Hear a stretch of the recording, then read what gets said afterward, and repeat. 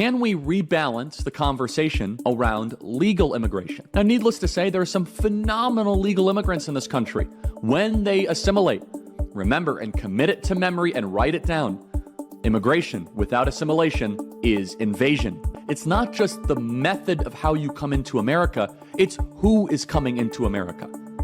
Too many conservatives have fallen for this trap, but the argument is always the economic argument. They say, oh, it's because of economic growth. Guys, I'm going to tell you right now, we don't need to have a bunch of third worlders to have economic growth right now. And here's the other part that needs to say, over time, this is actually hurting our ability to draw good immigrants. We get fewer and fewer requests from nice countries like Japan or South Korea or Singapore because they don't want to go live in a third world city or a third world pocket. It's just bad for everybody across the board. When I got my start in the conservative movement 13 years ago, almost no one talked about either legal or illegal immigration. The border, there are some whispers of the border being a problem. Mitt Romney was the first presidential campaign that I was involved in. I know I have to continually go to confession and pay penance for that. But there was a little bit, okay, yeah, we'll do some stuff to secure the border. But I'll never forget, I read this book by Donald Trump. And for the record, I was Trump for president before almost anybody else. I have a tweet going back to 2011 saying Trump should run for the presidency. And Trump wrote a book called Time to Get Tough. I believe the book came out in like 2010 and 2011. I remember vividly reading this thing while I was in high school. And it was in very direct Trump-like language. And he had like half the book was just about how we are being invaded, about how the border is wide open and how we are not a country. And we almost never talked about illegal immigration. We never talked about the foreigners that were flooding into our country. We were told that it was impossible to secure the border and you couldn't build a wall. And of course, we know that President Trump going down the golden escalator and talking about illegal immigration moved the Overton window. However, throughout that, and still to this day, there is another little tick that exists in the conservative movement. Almost nobody is on board for illegal immigration anymore. That just does not exist. In fact, there is widespread agreement and there is widespread consensus that what Trump has done on the southern border is amazing. It's somewhat miraculous. It's good for the country. So that Overton window has moved. Thank you, Joe Biden, for moving public consensus. But still, when you go through some high society Republican donor circles, or even amongst some in the intelligentsia of the Republican Party, and some rank and file voters, they'll say, well, you know, we want to have more legal immigration, but as long as we have no illegal immigration. And if you look at the George W. Bush Presidential Center, by the way, they say benefits of immigration outweigh the costs. Now, we've won the war on illegal immigration, and now the true fight for the future of the conservative movement, and therefore the future of America, because the Democrat Party is a waste of time, is can we rebalance the conversation around legal immigration? Now, needless to say, there are some phenomenal legal immigrants in this country. When they assimilate, remember and commit it to memory and write it down. Immigration without assimilation is invasion. That is a Charlie Kirk Show original. Immigration without assimilation is invasion. But the Cubans in Florida, some of my closest friends are Cubans that have assimilated. The Poles, the Irish, I mean, we can go through so many first and second and third generation immigrants that assimilate. They learn the language. They come into the culture. Assimilating and then having a lot to add in the first place, that you're not going to take government benefits, that you're going to start businesses, that you're going to employ people, that you're going to educate, you're not going to commit crimes. The problem, though, is that we have now embraced a third world immigration strategy with no questions asked, because we're told that we are a nation of immigrants when in reality we're a nation of settlers. And we're told that we must continue to drink from the guzzle of mass migration. And if you don't do that, you're anti-American and that you are a racist because diversity is our strength. In early 2025, the foreign-born share hit a record high in 14 states, while the foreign-born population hit record highs in 31 states. The United States needs to end illegal immigration, we know that, and then reduce legal immigration, because right now the biggest political threat in America is not illegal immigration. We have that done. We're going to get mass deportations. We have the funding for it. We just need to have the stomach for it. But right now, in America's biggest cities, we are looking to elect people that came here the right way. And if we're honest about this, it's not just the method of how you come into America, it's who is coming into America. Too many conservatives have fallen for this trap where they say, well, as long as you come here the right way, you're going to be welcome. That should not be the case. Ideology and worldview matters. We know, of course, Zohran Mamdani in the city of New York. That has been well covered, and we're going to keep on covering it. We've mentioned this a couple times, but you should also commit this name to memory. Omar Fattah. Omar Fattah is a Minneapolis mayoral candidate. Somalian, has now been endorsed by the Minneapolis and Minnesota Democrat Party. This is cut 439. This is the Minneapolis mayor candidate, Omar Fattah, who is an American citizen, and he says the real domestic threat in America is whites. Only in America do we import our biggest problems. Play cut 439. We heard them being called terrorists. We heard them being called drug dealers. We heard a lot of insults. We heard that they're a threat to our national security. And that's a flat-out lie. You want to know who the real threat is, Madam President? I'll give you a hint. They don't look like our chief author. They don't look like the folks up in the gallery. They don't look like the folks out in the rotunda. They look like many of the members that sit in the front. The greatest domestic threat facing the United States comes from, quote, racially or ethnically motivated violent extremists, specifically those who advocate for the superiority of the white race, not our immigrants. We are safer and we're better off because of them. They come here because of our generosity, and they heap disdain on us. This guy is likely to become the next mayor of Minneapolis. He and Zohran Mamdani and Sadiq Khan. Do you see a pattern here of what is happening? Cut 440, Minneapolis mayor candidate Omar Fattah calls Somalia our home, even though he was born in Washington, D.C. and raised here. We already know Ilhan Omar in U.S. Congress, and I've been told, oh, that's just an isolated incident. Well, now the mayor of Minneapolis is going to be in the same mold because we brought them here. Play cut 440. I understand that our Somali communities are all connected to each other here in Minnesota and back home, and I ask for your support. There's always been a link between our community here as well as back home. And I'm running to bridge that gap and unite all of us and represent all of us, because when we succeed here, we succeed everywhere. And I'm hoping to do that just like Abdrazak, inshallah. But the argument is always the economic argument. They say, oh, it's because of economic growth. Guys, I'm going to tell you right now, we're about to have an AI boom. We don't need to have a bunch of third worlders to have economic growth right now.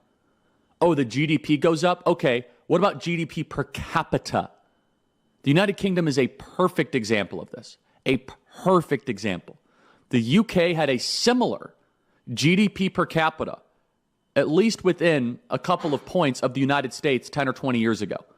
Do you know that the United Kingdom is poorer than every single U.S. state per capita outside of Mississippi? When you run the numbers, third world migrants almost never work out net positive. And that's just the economic argument, let alone the cultural one. What's best for our kids? How about our quality of life? How about the crowding, the competition for housing? How about the lines at the ER? Or how about the rising anti-Christian and Jew hate we are seeing in our streets? Do you think Omar Fattah is going to help with the Jew hate that we are seeing? Of course not. But here is the kicker. It is time for us to smash and to crush this dogma that so many of us peddle. Oh, we need legal immigration. Do we? Really? You have Omar Fattah. You have Zohran Mamdani. And another one that I'm going to play in the next clip, you have Mana Abdi. You have Dak Dalaka. Does anyone think that, for example, Lewiston, Maine, where I just was to be with Tucker Carlson, is better than it was 50 years ago? No one from America is rushing to move to Lewiston, Maine. We must be unafraid to tell the truth about legal immigration. Stop it. Net zero immigration moratorium. and be unafraid of the words that they will call us, because our greatest cities are being conquered. That's not an opinion. That is a fact. And we're not conquering them because they stormed the gates. They're conquering us because we invited them here and let them come. Someone brings a great point. They emailed us, freedom@charliekirk.com. Charlie, we need legal assimilation like our beloved First Lady Melania Trump. Exactly. Melania Trump came here and assimilated to America. Nothing wrong with that. We have nothing against that. But what we're doing is completely, we have this chain migration, family migration, asylum scam. So here's another piece of tape here. Let's play this one. This is 468. This is Representative Mana Abdi, who says that moving here from Somalia was boot camp, slams the housing provided. Do you see the ingratitude here? Look at the difference between these Somali migrants and some of the great Cubans or Venezuelans that came here. When I talk to Cubans that came here, they're like, I kissed the ground, I ate nothing for the first couple weeks, and I was fine with it. It's just there's a difference of this ingratitude immigration push that we're seeing. We've got to stop it. It is by migration. Okay, play cut 468, please. Anything. So coming into the States, everything from the snow to, you know, the housing, the homes that we were all of a sudden occupying, everything was a shock, honestly. Every day was something new, and I'm like, oh my God, this is just getting worse. Yeah, So what state did you guys land, first of all? Kansas. Kansas City. Of all places. Yeah. It was like a boot camp for Maine, basically. Oh, really? Yeah, because it's just like, right, like, I mean, anyone who lives in Maine knows Maine and has ever visited Kansas, they will know what I'm talking about. It's just a lot.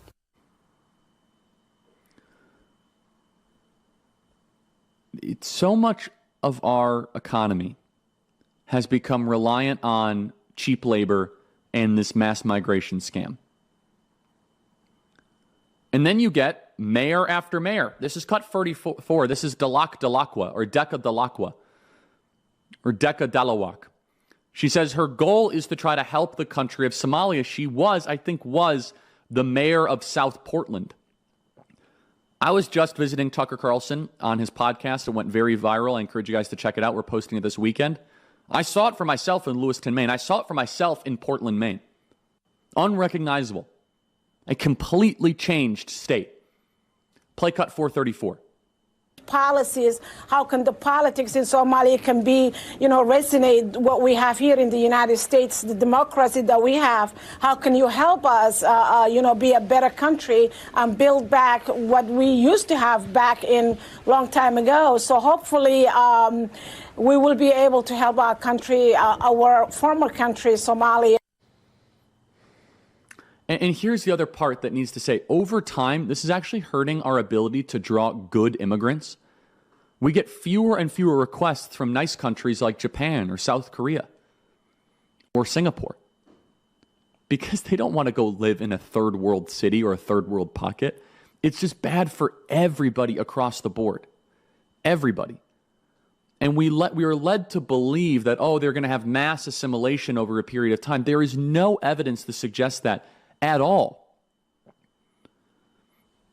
And what we've seen, and it's growing rapidly, Minneapolis, it's growing in South Portland, Maine, it's growing in Lewiston, Maine, and of course in New York City. And look, Democrat rank and file white liberals, they're more than happy to vote for this stuff. There's no convincing them. They think they're being open and tolerant.